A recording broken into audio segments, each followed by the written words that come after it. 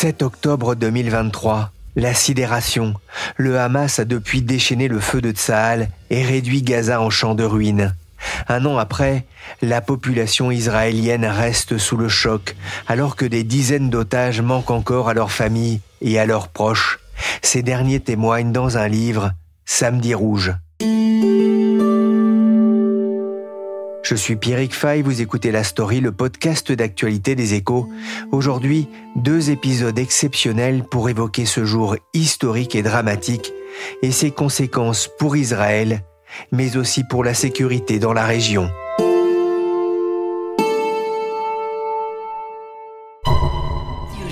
Le journal, en direct de nos studios de Jérusalem. Et oui, dans la capitale israélienne, nous rejoignons à présent notre correspondant Daniel Haïk. Bonjour Daniel, Boker Tov, et nous commençons bien sûr par ce tout premier point sécuritaire avec un bilan toujours bien sûr effrayant. Et oui, effectivement, Ilana, le bilan réactualisé de ce qui s'est passé au matin de Shabbat de Simchat Torah dans le sud du pays est d'au moins 900 morts et plus de 2500 blessés, avec également près ou plus de 130 Israéliens détenus par le Hamas dans la bande de Gaza. Nous sommes le 10 octobre 2023. Daniel Haïk est à l'antenne sur Radio J depuis Jérusalem, où il vit depuis 40 ans.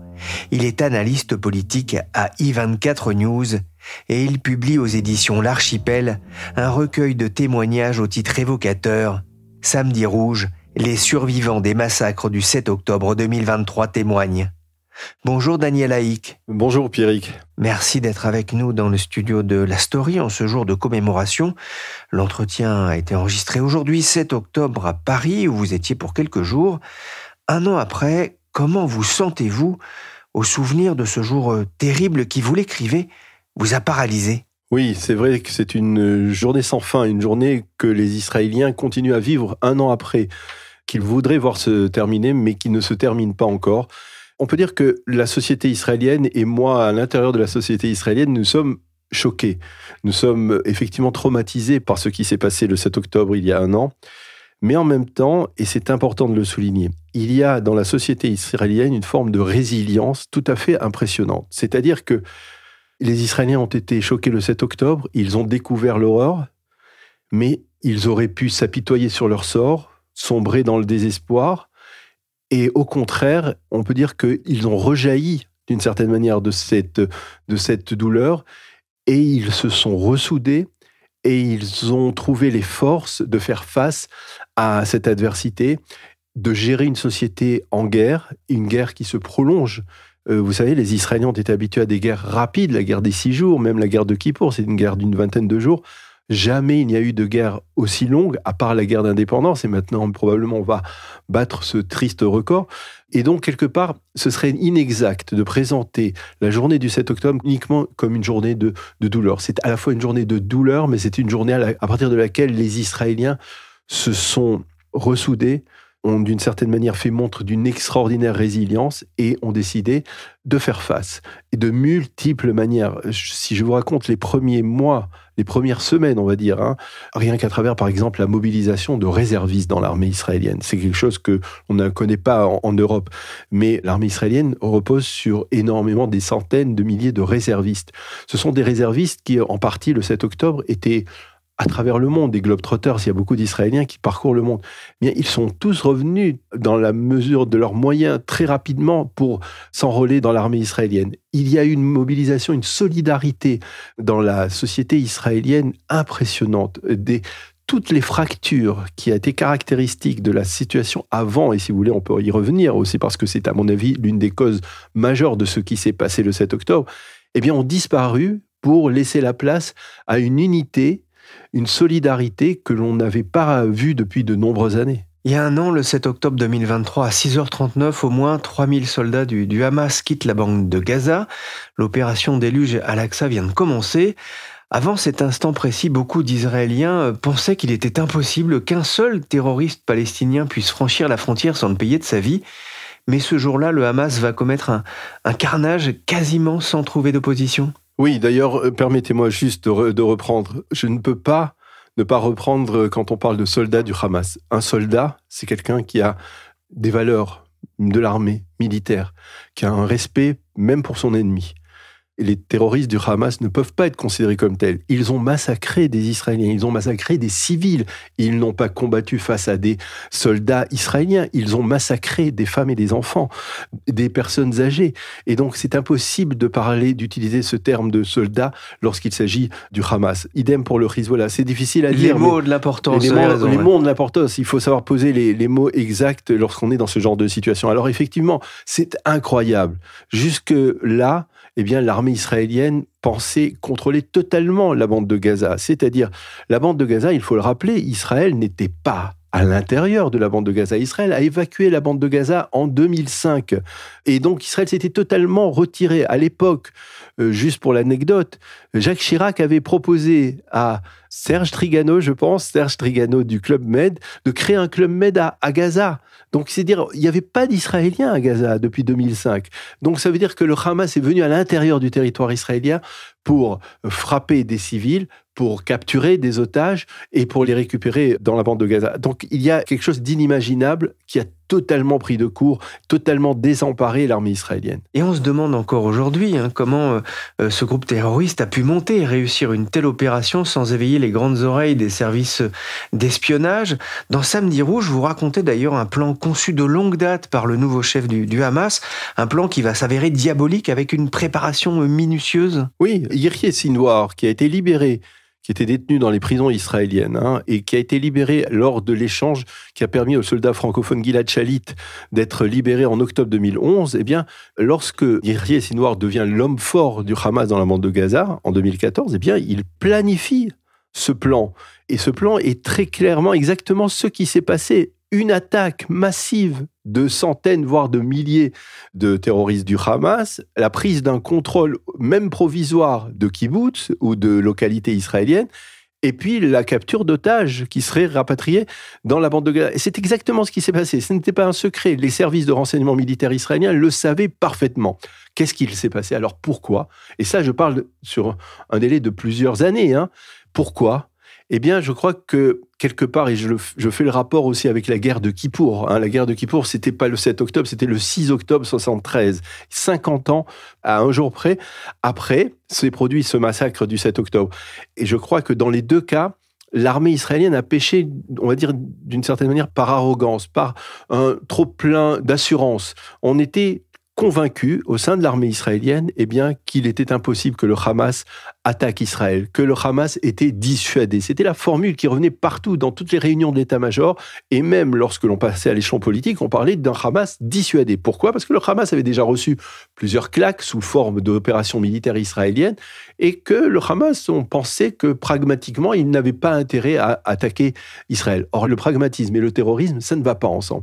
Et ce qui s'est passé, c'est que Sinwar a persévéré dans sa volonté de mettre en place ce plan diabolique ou machiavélique de conquête d'une partie du territoire israélien, et il a pris de court tout le monde. Oui, justement, il y avait des exercices, pourtant des simulations, et ce qu'on comprend bien en lisant votre livre, c'est qu'on avait même des indices qu'il allait se passer quelque chose, et personne n'a écouté finalement? Personne n'a écouté, il y a des indices, je parle par exemple d'un indice qui aurait dû allumer toutes les alertes rouges, toutes les loupiottes à l'état-major, c'est le fait que vers 4 heures du matin, il y a des milliers de cartes SIM qui s'allument. Donc, ça veut dire que si des milliers de cartes SIM israéliennes s'allument dans la bande de Gaza, c'est que quelqu'un a l'intention d'arriver dans le territoire israélien. Or, cela n'a pas alerté outre mesure l'état-major, et le commandant des renseignements militaires est resté dormir tranquillement dans sa suite à l'hôtel, puisque c'était les vacances. Il ne s'est pas dérangé pour aller jusqu'à l'état-major. Donc, il y a ce que moi j'appelle une éclipse totale, on va dire, au niveau de l'armée israélienne, pendant les quelques jours qui ont précédé, et puis pendant la matinée, qui était une matinée catastrophique pour l'armée israélienne, qui était totalement dépassée. Elle ne mesurait pas ce qui s'est passé, elle n'avait aucun contrôle, elle était aveugle sur ce qui se passait dans le pourtour de la bande de Gaza. Oui, on va y revenir, mais dans Samedi Rouge, vous racontez ce jour terrible. Vous vous interrogez donc sur les erreurs qui ont permis au Hamas de tuer des milliers de Juifs. Mais ce qui fait la force de ce livre, ce sont les témoignages finalement des survivants et de leurs proches. Pourquoi en faire un livre ? D'abord pour l'histoire, parce que c'est important de se souvenir, il ne faut pas oublier. Et la preuve qu'il ne faut pas oublier, c'est qu'un an à peine est passé, et déjà, il y a des gens qui remettent en cause les massacres. Il y a des gens qui disent Mais non, ce n'est pas vrai. On n'a pas vu de femmes violées, on n'a pas vu d'enfants massacrés. Et donc, c'est important de rappeler. Si c'est important de rappeler la Shoah, bien entendu, on ne peut pas comparer les deux. Ce n'est pas à la même échelle.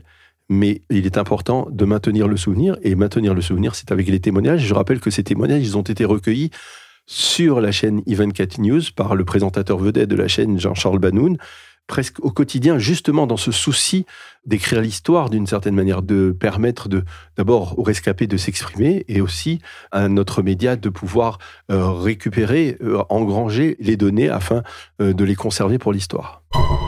24 heures après l'incursion de combattants palestiniens en Israël, des combats sont toujours signalés dans le sud du pays. Des batailles héroïques sont en cours pour sauver les otages. Elles se poursuivent aujourd'hui après avoir eu lieu toute la nuit. La grande priorité reste la question des personnes enlevées dans la bande de Gaza. Plus d'une centaine selon Tel Aviv. Comme cette femme, jetée à l'arrière de ce véhicule par des hommes armés. Alors la lecture est assez éprouvante, faut le dire, avec des témoignages de soldats, de rescapés de kibbutz ou encore du fameux festival Nova. Le témoignage aussi des familles, des parents. Certaines des personnes que vous avez interrogées ont vécu l'enfer, comme Rahel Edry, 65 ans, séquestrée pendant 19 heures par un commando du Hamas, et elle a été sauvée grâce à ses talents de cuisinière. C'est ce que vous racontez? Ça peut paraître tout à fait étonnant, mais c'est effectivement, je parlais de résilience, c'est un exemple de la résilience. Cette femme, un petit bout de femme, qui a forcé l'admiration de tout un pays, et même du président américain Joe Biden, qui, lors de sa première visite, quelques jours après le 7 octobre, a demandé à rencontrer Rahel Edry. Eh bien, ce petit bout de femme a réussi à tenir tête pendant 19 heures à des terroristes qui étaient rentrés chez elle, qui l'avaient pris en otage, elle et son mari. Et elle a entamé le dialogue, elle a essayé de dialoguer avec eux. Et finalement, les terroristes ont été éliminés par les forces de sécurité, mais elle a tenté le dialogue, elle a tenté de les apprivoiser, si on peut dire, en leur offrant des gâteaux. Et effectivement, c'est comme ça qu'elle a eu la vie sauve. Mais malheureusement, il faut aussi rappeler qu'il y a plus d'1 millier de personnes, de civils, qui n'ont pas eu la vie sauve, qui n'ont pas eu la même chance que Rahel Edry. Et on découvre d'ailleurs que son fils, de l'autre côté, ce qui fait partie effectivement des troupes de sécurité. Il y a eu effectivement ces moments héroïques, des sacrifices aussi, comme ce père qui se jette sur une grenade pour protéger ses enfants, ou ce grand-père de 85 ans, Shlomo, qui s'installe dans son canapé et qui attend les terroristes en se disant comme ça, ils penseront que je suis tout seul. Effectivement, Shlomo Rom, c'est un acte de haute bravoure, de courage, d'abnégation pour ce grand-père qui effectivement s'est dit, bien, je vais cacher ma famille. Et quand on pense à ça, on ne peut pas ne pas penser à ces Juifs qui ont été cachés pendant la Shoah. Je vais cacher ma famille, je vais me sacrifier, ils vont croire que je suis seul dans la maison, ils vont me tuer et ils vont partir. Et c'est effectivement, il a mis en scène, c'était un acteur d'ailleurs qui aimait beaucoup le théâtre, il a mis en scène sa propre mort. Ça peut paraître stupéfiant, mais c'est la réalité. Il y a encore Aner Shapira qui, depuis un abri, a renvoyé 7 grenades de suite à ses assaillants avant que la 8e ne lui soit fatale. Aner Shapira, c'est un héros en Israël aujourd'hui. On va pas avoir le temps, effectivement, de raconter ces destins parfois tragiques dans la grande histoire, mais je voudrais qu'on s'attarde quelques instants sur un passage peut-être moins connu du grand public en France. Vous l'appelez la terrible bataille du Fortin, alors de Nahal Oz. Voilà. C'est une sorte de fort à l'amour, en fait. Oui, et Nahal Oz, c'est d'abord historiquement, et je le mentionne dans le livre, c'est le premier point de peuplement qui a été créé, on va dire, dans les années 50, conjointement par des civils et par des militaires. En fait, l'armée israélienne, dans sa jeunesse, au début de l'État d'Israël, elle crée des points de peuplement, et les soldats avaient une double fonction, de protéger donc ce point de peuplement et de le travailler. Ils faisaient de l'agriculture. C'était un service militaire adapté à des besoins agricoles de l'époque. Et Nahal Oz est le premier point de peuplement. Et je raconte l'histoire de Roy Rothberg en introduction de ce livre, qui en 1956, c'est-à-dire alors que le Nahal Oz vient d'être créé, eh bien, est le premier responsable de la sécurité sur place. Et le 29 avril 56, on est en 56, pour vous dire que ça ne date pas d'hier, 56, eh bien, il fait une patrouille parce que le soir même, il doit y avoir Moshe Dayan. Vous vous souvenez de Moshe Dayan? Moshe Dayan, le héros au bandeau d'Israël, et qui devait venir assister à un mariage à Nahal Oz. Et donc, il va à la frontière de Nahal Oz, qui est la frontière avec la bande de Gaza. Et il se fait assassiner, déjà à l'époque, à l'époque, les terroristes ne s'appelaient pas palestiniens, dans le cas précis, c'était des Égyptiens qui ont massacré ce Roy Rothberg, qui lui ont enlevé les yeux, extrait les yeux. Et finalement, le corps a été restitué grâce à l'intervention de l'ONU. Et Moshe Dayan a fait un discours aux obsèques de Roy Rothberg dans lequel il résume, c'est un discours très connu en Israël, mais dans lequel il résume, on va dire, le fin fond du conflit israélo-palestinien, à savoir que les Palestiniens réclament leur partie de terre. D'accord ? Cette partie de terre qui pourrait leur revenir et qui, d'après l'ONU même, en 1947, lors du partage de la Palestine, mandataire devait leur revenir, puis s'il l'avait été accepté, il y avait un partage entre un État juif et un État arabe. On oublie malheureusement trop souvent les origines.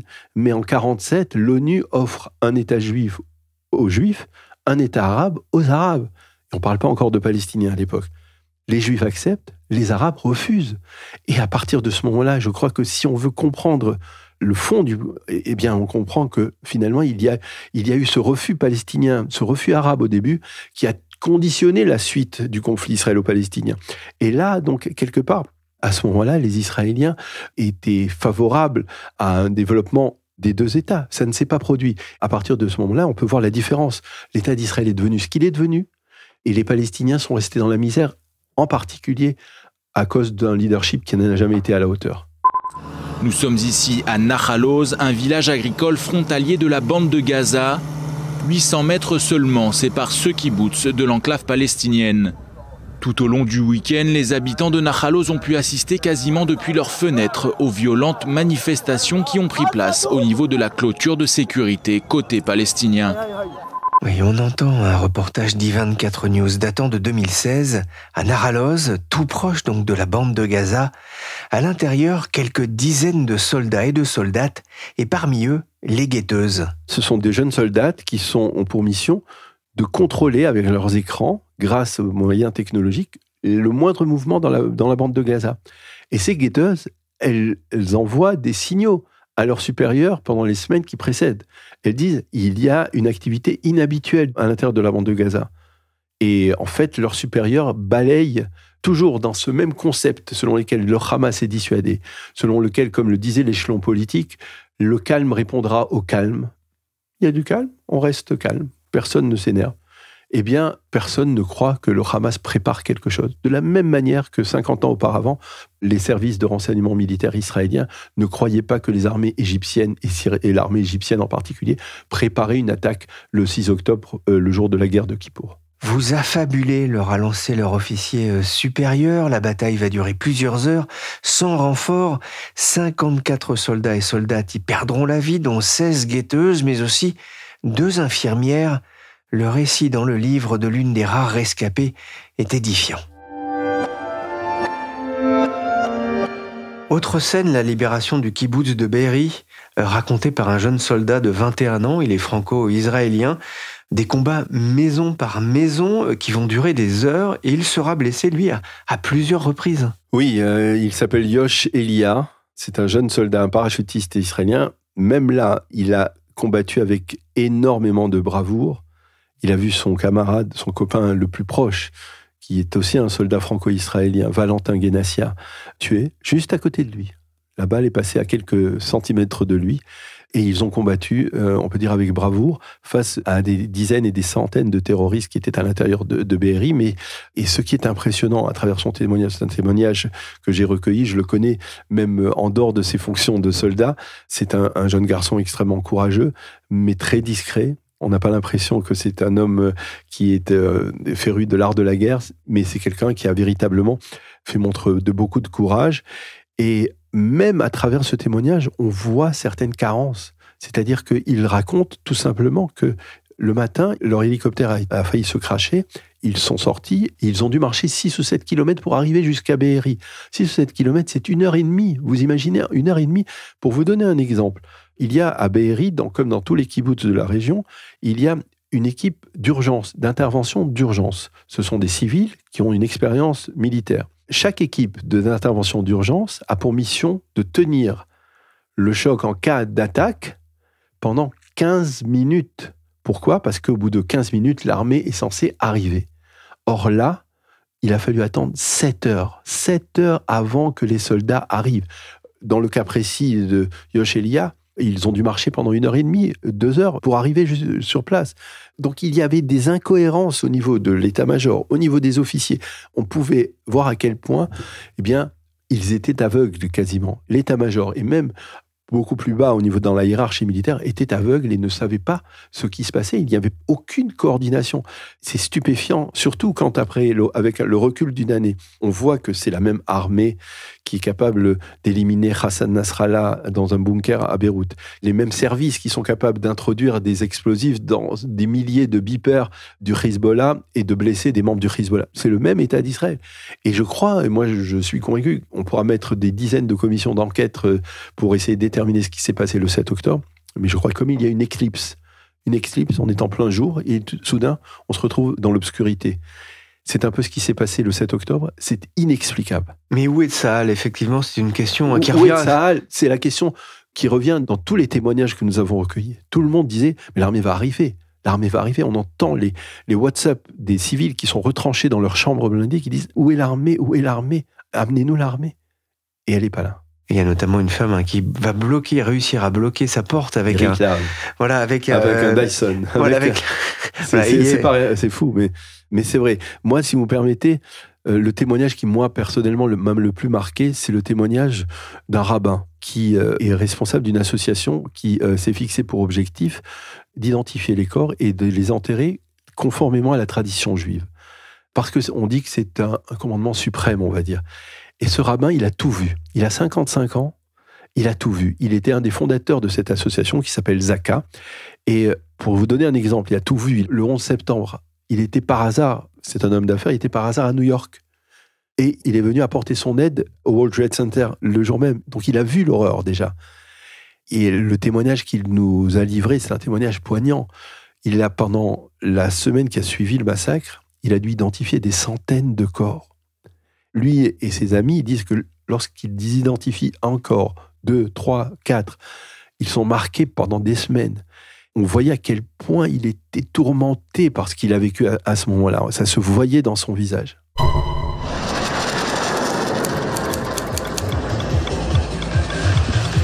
We came to dance. People came to dance. Like, did it really happen? Were we really here? That everything really happened? To try to remember. Now it's all broken. I don't know what happened after we managed to get out, but... Ce 7 octobre, près de 4000 jeunes Israéliens et touristes étrangers participent dans le sud du pays au festival Nova, qui se tient une fois tous les 2 ans, tout près de la frontière avec Gaza. On a entendu sur France 24, un an après, ce témoignage d'une rescapée. On était venu pour danser, on essaye de se souvenir, mais aujourd'hui, tout est brisé. Elle avait trouvé refuge avec des amis dans une caravane. Ils y sont restés enfermés pendant 7 heures, durant lesquelles ils vont entendre les terroristes exécuter tous les blessés autour de la caravane. Ce qu'on comprend, Daniel Haïk, à la lecture de votre livre, c'est que ce jour-là, la vie a tenu à pas grand-chose, à des choix, prendre à droite ou prendre à gauche ou tout simplement faire demi-tour. Oui, effectivement, ce sont des choix d'une seconde, effectivement. Ceux qui ont tourné à gauche sont sortis vivants, ceux qui sont tournés à droite se sont retrouvés nez à nez avec des hordes de terroristes.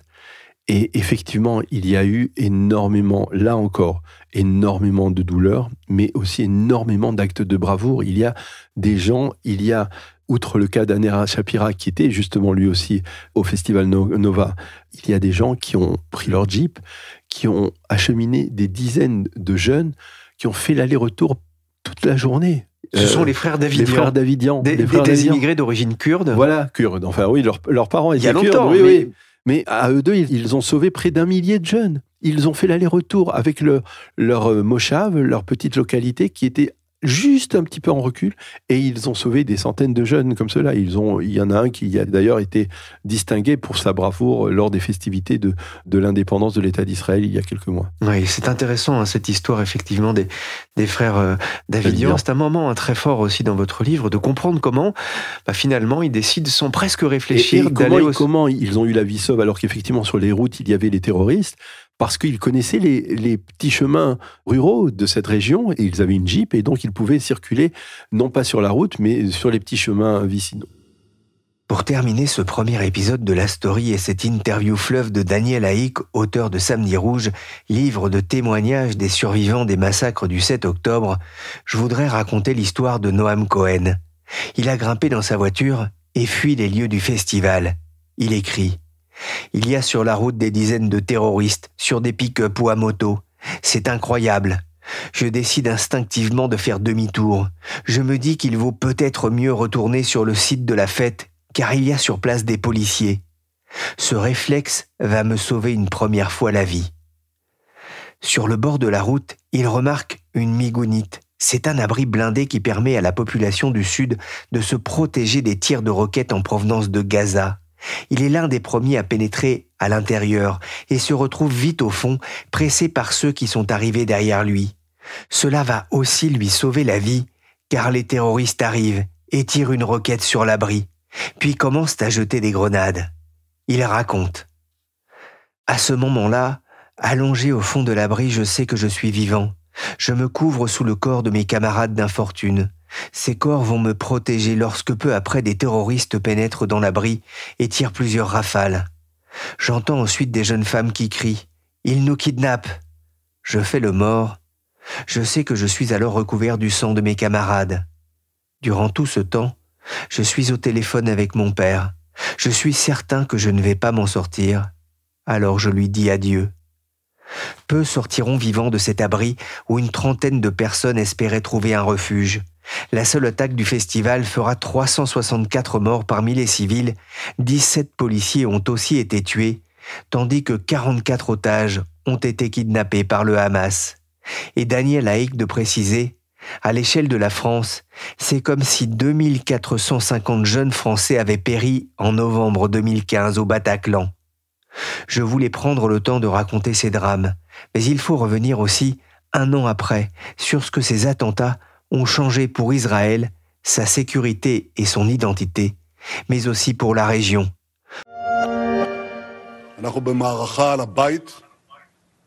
Nous sommes en bataille pour notre maison.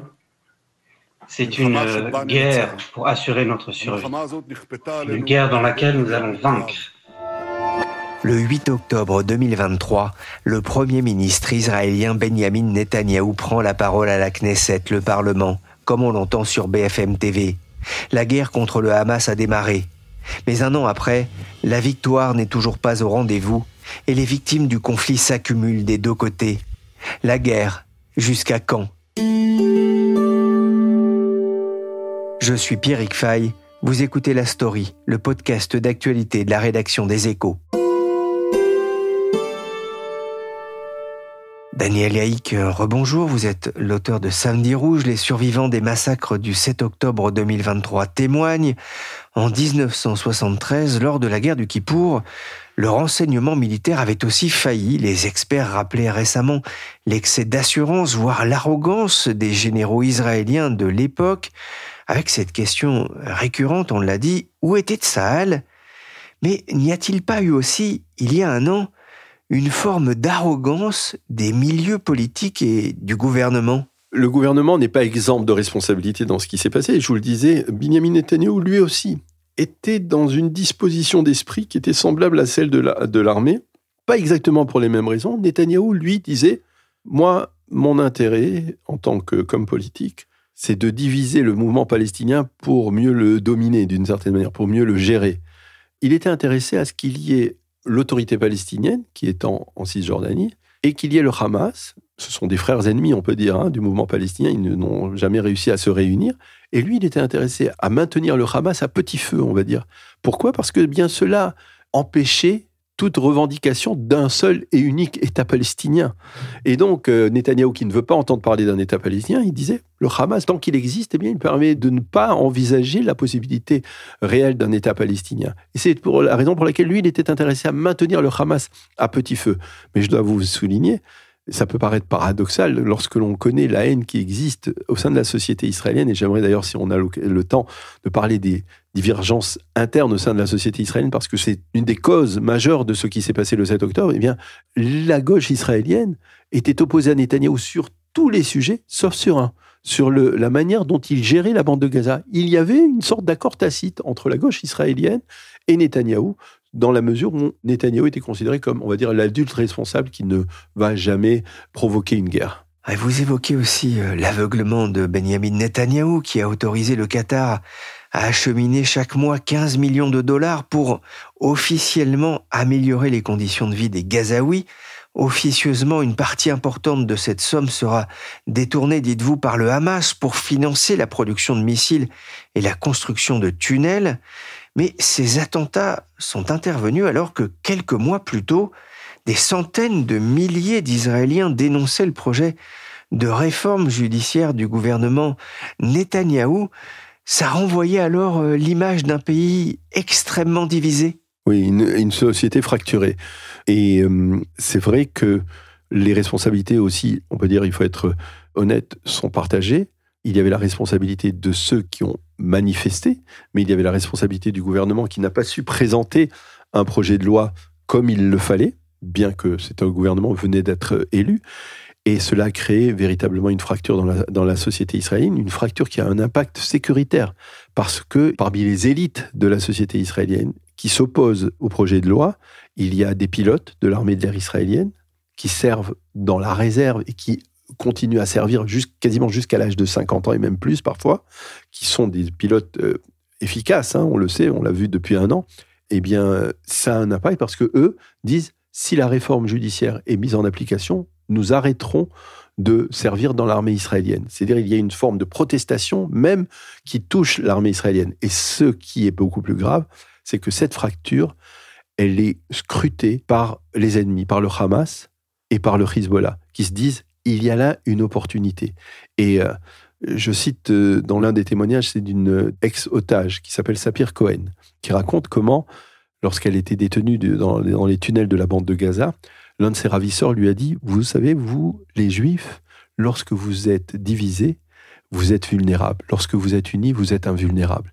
Et cette Sapir Cohen est devenue, on va dire, un modèle en Israël parce qu'elle consacre tout son temps à œuvrer pour l'unité de la nation. Elle dit qu'on ne comprend pas à quel point une nation divisée face à des ennemis qui veulent sa destruction, eh bien, c'est un danger existentiel. Et donc, elle œuvre à ce sujet. Le mot « face à des ennemis qui veulent sa destruction », c'est important voilà, il faut aussi rappeler pour comprendre la situation. Je rappelle, historiquement, le Hamas sunnite au sud, dans la bande de Gaza, et le Hezbollah chiite au nord. Ce sont les deux organisations qui réclament la destruction de l'État d'Israël. Et le paradoxe, c'est que ce sont... Vous savez, on accuse Israël d'être occupant de territoire. La Cisjordanie est occupée par Israël. Mais les deux territoires qui ont été évacués unilatéralement par Israël, au sud, c'est la bande de Gaza en 2005, au nord, c'est le sud-Liban en 2000, et c'est de ces deux endroits que le Hamas et le Hezbollah sont venus à l'intérieur du territoire israélien pour faire la guerre. Et c'est la raison pour laquelle, même parmi les Israéliens qui sont pacifistes, qui font partie des mouvements en faveur de la paix et de la coexistence avec les Palestiniens, commencent à se dire, mais attention, s'ils viennent nous chercher même à l'intérieur, ça veut dire que c'est pas le problème d'occuper ou de pas occuper qui est important pour eux. Le Hamas, lorsqu'il est rentré dans les kibbutzim, et les kibbutzim, je le rappelle, les membres de ces kibbutzim du pourtour de la bande de Gaza, certains d'entre eux prenaient des enfants palestiniens malades et les amenaient dans les hôpitaux israéliens pour les soigner. Ils étaient en faveur du dialogue. Mais ces mêmes Israéliens, après le 7 octobre, ils se disent « Mais attention, ils sont venus nous tuer alors que nous, on cherchait la paix. » Mais ils ne peuvent plus penser de la même manière.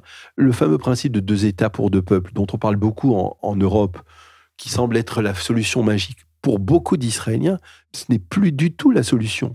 Au moment d'Oslo, il y avait peut-être, on pouvait penser qu'il y avait moitié-moitié. Aujourd'hui, il y a plus de 2/3, presque 3/4 des Israéliens qui n'y pensent pas, qui trouvent que ce n'est pas une solution réaliste. Aujourd'hui, ça ne serait plus possible de parler de cette solution, effectivement, 2 peuples, 2 États. Du côté des Israéliens, pour une immense majorité, non, ce n'est pas possible. Il y a quelque chose qui s'est passé. C'est l'un des résultats terribles de ce qui s'est passé le 7 octobre. C'est que, il n'est plus question du tout d'envisager, pour l'instant, un dialogue. Il n'y a plus de confiance. Comment pouvez-vous avoir confiance en des personnes qui sont venues vous assassiner?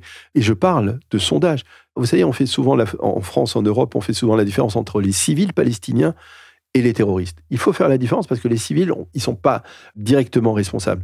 Mais les sondages donnent très clairement 75% de la population palestinienne en faveur du Hamas. Ça veut dire que la population palestinienne cautionne ce que le Hamas a fait, jusqu'à aujourd'hui. Donc comment on peut, du côté israélien, sérieusement envisager un tel cas de figure? Négocier avec des ennemis? Vous savez, il y a un principe qui dit on ne fait la paix qu'avec ses ennemis. Ah oui, mais on fait la paix avec ses ennemis lorsque ses ennemis ont décidé d'abandonner la voie de la guerre. Là, ils n'ont pas décidé. Au contraire, ils ont montré qu'ils sont venus tuer, et pas seulement des Israéliens, ils sont venus tuer des Juifs. Les corps de 6 otages israéliens retrouvés dans un tunnel de Rafah, dans le sud de la bande de Gaza. 2 femmes et 4 hommes, dont un israélo-américain et un israélo-russe, enlevés lors des massacres du 7 octobre. Selon Israël, ils auraient été tués juste avant d'être découverts. Le président américain Joe Biden promet que les dirigeants du Hamas paieront pour ces crimes. Un an après, il y aurait encore 64 otages en vie à Gaza.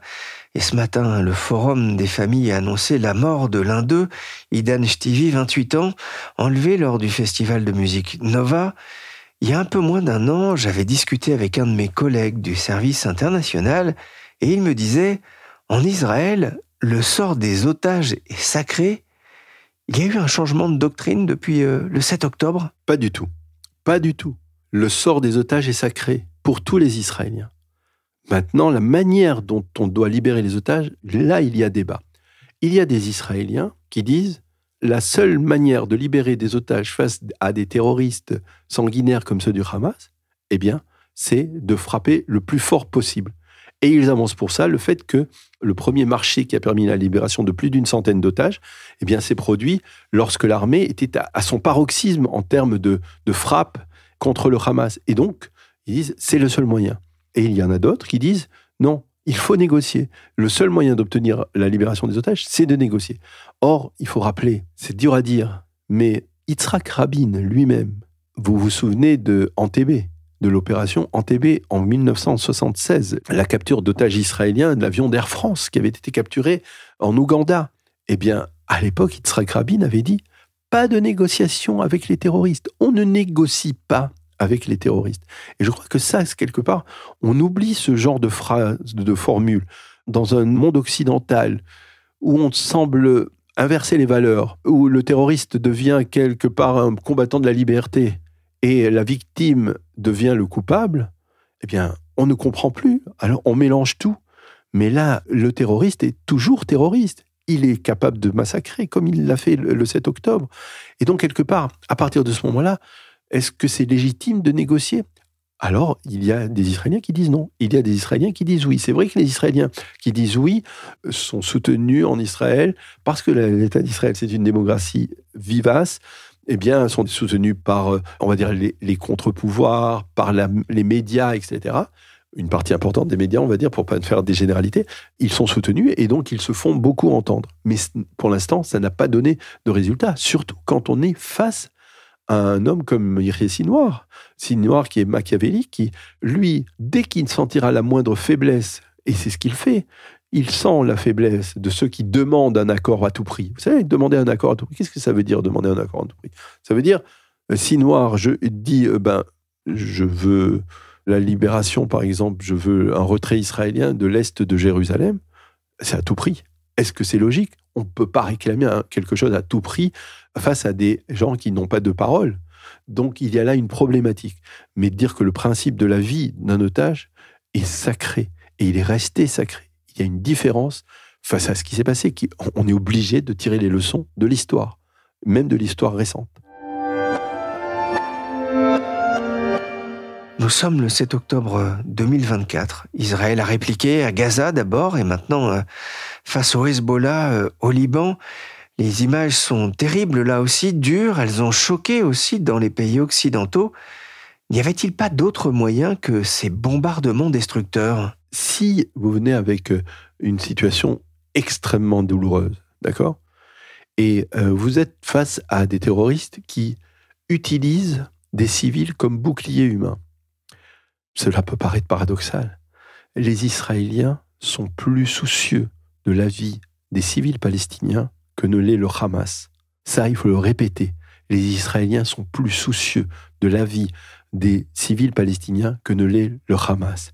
Les Israéliens essayent, dans la mesure du possible, d'éviter des pertes de civils palestiniens. Bien entendu, c'est la guerre. Et on ne fait pas la guerre avec des lance-pierres, on fait la guerre avec des armes qui peuvent tuer. Et la preuve, la meilleure preuve, c'est qu'il y a des soldats israéliens, 10% des soldats israéliens, pendant la guerre à Gaza, qui ont été tués par des tirs amis. C'est-à-dire par leurs propres amis, par leurs propres soldats. Ça veut dire qu'il peut y avoir des bavures. Ça veut dire, s'il y a des bavures, des vies humaines de soldats israéliens qui ont été enlevés, il peut y avoir aussi des vies humaines de civils palestiniens qui sont enlevés. Et donc, quelque part, il est important de ne pas se fourvoyer. Les Israéliens évitent de tirer sur des civils. Cela ne marche pas à chaque fois, mais ils évitent de tirer sur les civils. Par contre, le Hamas, lui, fait en sorte de cacher des armes dans les écoles, fait en sorte de mettre des rampes de lancement dans les hôpitaux. Vous savez ce que les Israéliens ont trouvé dans l'hôpital Shifa de Gaza ? Mais des dizaines et des dizaines de rampes de lancement, un arsenal incroyable dans le sous-sol d'un hôpital. Comment c'est possible ? Mais ce sont effectivement des réalités qui sont assez difficiles aujourd'hui à entendre, notamment auprès des jeunes qui parfois manifestent. On voit monter également l'antisémitisme, y compris en France. C'est un prix à payer très lourd finalement aussi pour le peuple juif. Écoutez, face à la mauvaise volonté, on ne peut pas vaincre. C'est difficile de vaincre dans le domaine de la guerre de l'information. Face à la mauvaise volonté, ceux qui veulent mentir et ceux qui veulent salir Israël pourront toujours le faire. Maintenant, Israël conserve ses valeurs même en temps de guerre. Même en temps de guerre, même dans la difficulté, Israël conserve ses valeurs. Je parle de Hezbollah. Il y a quelques jours, les services secrets israéliens ont piégé donc plusieurs milliers de vipères. D'accord ? Ça a été critiqué. Mais c'est l'exemple même d'un cas où ceux qui détenaient des vipères étaient des terroristes, des soldats ou des terroristes de Hezbollah. Des cadres. Des cadres. Ils ne pouvaient pas ne pas l'être. Donc, ils ont ciblé. C'est comme ça que l'on essaye de combattre. Maintenant, effectivement, tout n'est pas étanche, tout n'est pas imperméable. Bien entendu, il peut y avoir des bavures. Il y en a eu, et comme je le répète, il y en a eu même au sein de l'armée israélienne. Je vous rappelle que, par exemple, 3 otages israéliens qui avaient échappé à leurs terroristes, à leurs ravisseurs, ont été eux-mêmes tués par des soldats israéliens qui pensaient que c'était des terroristes. Vous faites un autre constat, c'est qu'aujourd'hui, l'armée israélienne est trop dépendante de l'armée américaine. Ça veut dire qu'aujourd'hui, finalement, Israël va devoir repenser sa façon dont elle gère sa propre sécurité ? Oui, une des conclusions de ce qui s'est passé le 7 octobre, c'est effectivement de modifier l'armée israélienne, de modifier les forces en action dans l'armée israélienne. Dans une volonté de normalité, les dirigeants politiques et même militaires de ces 30 dernières années, peut-être sous l'influence des accords d'Oslo, eh bien, s'étaient dit, on n'a plus besoin d'une véritable armée comme on l'avait avant, avec des tanks. On va donner la priorité à la technologie.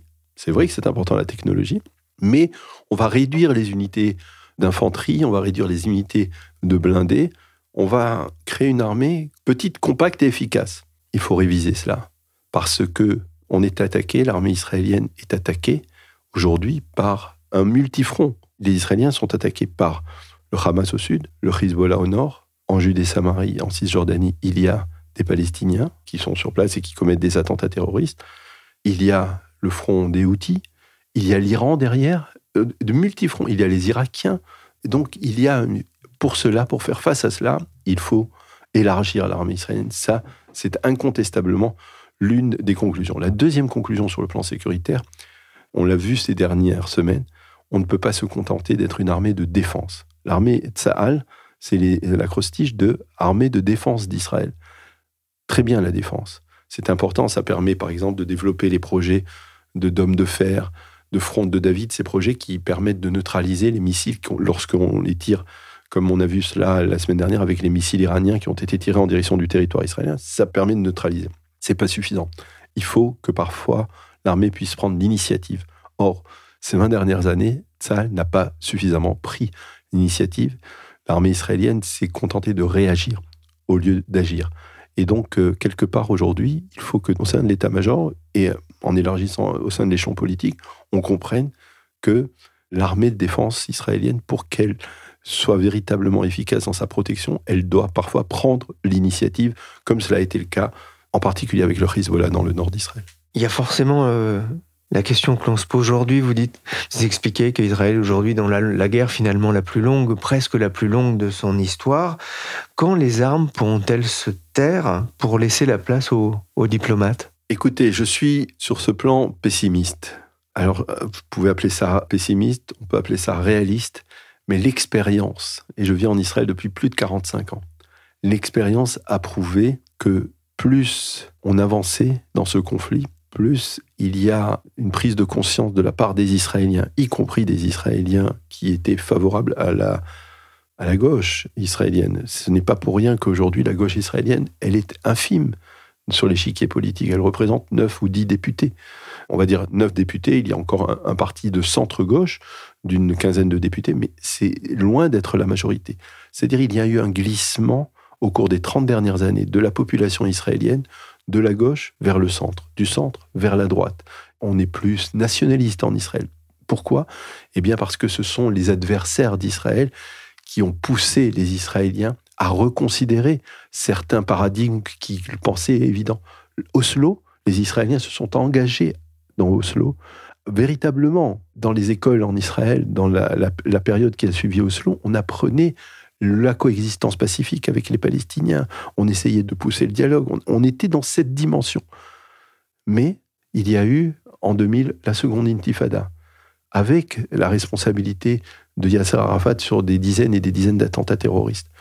Ça a refroidi une partie de la population. Il y a des Israéliens qui étaient sincèrement imprégnés d'une volonté de dialogue, de coexistence, de vivre côte à côte. Ça les a refroidis. Au fur et à mesure, il y a ce genre d'événements. Et le 7 octobre, c'est bien entendu un événement majeur, mais aujourd'hui, on n'est pas du tout dans une disposition d'esprit d'un règlement du conflit israélo-palestinien. Malgré la mort de Nasrallah au Hezbollah et malgré, on va dire, la mort de la plupart des dirigeants du Hamas à Gaza, ou enfin de beaucoup de soldats du Hamas à Gaza ? Mais oui, mais d'abord, tant que le Hamas et le Hezbollah n'auront pas modifié leur charte qui mentionne la destruction de l'État d'Israël, il n'y a pas d'Israéliens qui voudront dialoguer avec ces mouvements terroristes, à part une infime minorité qui n'est pas représentative. Un dernier mot. Il y a quelques jours, le quotidien israélien Maariv a publié un sondage qui montre que le Likoud, le parti du Premier ministre Netanyahou, regagne en popularité. Alors certes, il partait d'assez bas, notamment après cette vague de protestations, mais pour certains de ses opposants, faire la guerre, notamment en Liban, c'est une façon pour Benjamin Netanyahou de se maintenir au pouvoir. Qu'en pense l'analyste politique que vous êtes ? Écoutez, j'ai considéré après le 7 octobre, que Benjamin Netanyahou avait une responsabilité ministérielle dans ce qui s'est passé le 7 octobre. Et que de la même manière que on exige la démission du chef d'état-major de l'armée israélienne pour les carences du 7 octobre, eh bien, on doit aussi réclamer la démission de Benjamin Netanyahou pour ce qui s'est passé, parce qu'il y a une forme de responsabilité, même si, historiquement, eh bien, Roosevelt n'a pas démissionné après Pearl Harbor, n'est-ce pas ? Donc, c'est pas automatique. Mais aujourd'hui, on diabolise Benjamin Netanyahou. Moi, je fais partie de ceux qui savent prendre les bons côtés de Netanyahou et critiquer les mauvais côtés de Benjamin Netanyahou. Il y a des mauvais côtés de la part de Benjamin Netanyahou, mais la véritable question que je reformulerai, c'est pourquoi finalement le Likoud reprend peu à peu ? Pourquoi aujourd'hui la droite israélienne, elle se renforce ? Pourquoi des éléments comme Ben Gvir et Smotrich, qui sont les deux ministres les plus à droite de l'échiquier politique israélien, eh bien, continuent à avoir un support important. Et la réponse, il ne faut pas la chercher en Israël. La réponse, il faut la chercher dans l'environnement dans lequel l'État d'Israël évolue. L'adversité du monde arabe, des Palestiniens, de l'Iran, la menace que représente l'Iran, beaucoup de gens israéliens se disent « Attention, Netanyahou, ça fait 15 ans qu'il nous bassine avec l'Iran, c'est maintenant le défi, il vaudrait mieux que ce soit peut-être lui qui soit aux commandes plutôt qu'un novice comme Yair Lapid, qui est, on va dire, le leader du centre-gauche, ou même Benny Gantz, qui a été chef d'état-major, certes, mais qui n'a pas d'envergure politique. Et donc, aussi surprenant que ça puisse paraître, aujourd'hui, Benyamin Netanyahou est en train de regagner des galons. Et qu'il y a des Israéliens qui disent, voyez, on l'a enterré trop rapidement. Et donc, Netanyahou a une certaine expérience que beaucoup d'autres n'ont pas. Et on voit que quelque part, c'est vrai qu'il était débordé au début. Les premiers jours, les premières semaines, c'était catastrophique. Mais là, quelque part, on voit qu'il reprend du poil de la bête et qu'il dicte à l'armée une nouvelle politique, plus musclée. Et ça, c'est ce qui lui permet de regrimper dans les sondages. Ça veut dire beaucoup sur la population israélienne. Ça veut dire que la population israélienne veut un leadership fort. Ça veut dire que les Israéliens ont enfin compris que dans un environnement hostile comme le Proche-Orient, eh bien, chaque marque de faiblesse, chaque concession, chaque volonté de compromis est considérée comme une marque de faiblesse.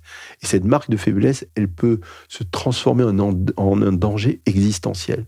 Et ça, il y a de plus en plus d'Israéliens qui le comprennent. C'est pour ça que je ne suis pas véritablement optimiste quant à un règlement du conflit israélo-palestinien. Je pense aussi que ce qui s'est passé prouve que le conflit n'est pas d'ordre territorial.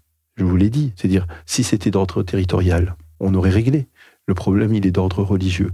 Et que face à un monde arabe qui se radicalise, comme le Hamas sunnite, comme le Hezbollah chiite, ce sont les deux grandes composantes du monde islamique. Face à cela, eh bien, les Israéliens se disent, il vaudrait mieux que nous aussi, nous sachions qui nous sommes sur le plan identitaire. Je raconte dans le livre, c'est la fin du livre quasiment, que les membres des kibboutz qui étaient retranchés dans leur chambre blindée, lorsqu'ils ont vu au bout de quelques heures l'armée arriver, enfin, les soldats ont dit « Nous sommes les soldats de Tsahal ». Et eux, ils n'y ont pas cru. Ils ont dit « Non, vous pouvez être des terroristes. Dites-nous autre chose ». Qu'est-ce qu'ils ont dit, les soldats ? Ils ont dit un verset de la Torah, qui est le verset le plus symbolique du peuple juif. Et ça s'appelle « Shema Israël ». C'est « Écoute Israël, l'Éternel, notre Dieu, l'Éternel est un ». Je suis même ému quand je parle de ça, parce que ce verset, il y a des centaines de milliers de Juifs qui sont allés aux chambres à gaz en le prononçant. Et là, c'était le symbole de la vie. Et ce sont des membres des kibboutz ultra laïques qui ont dit « Ah, si les soldats disent Shema Israël, eh bien c'est que ce sont des véritables soldats juifs. » Donc voilà, on n'est plus seulement israélien, on est juif parce qu'on a été touché comme juif. Le Hamas a frappé ses membres des kibbutzim parce qu'ils étaient juifs, pas parce qu'ils étaient à gauche, à droite, au centre, pour la paix ou contre la paix, parce qu'ils étaient juifs.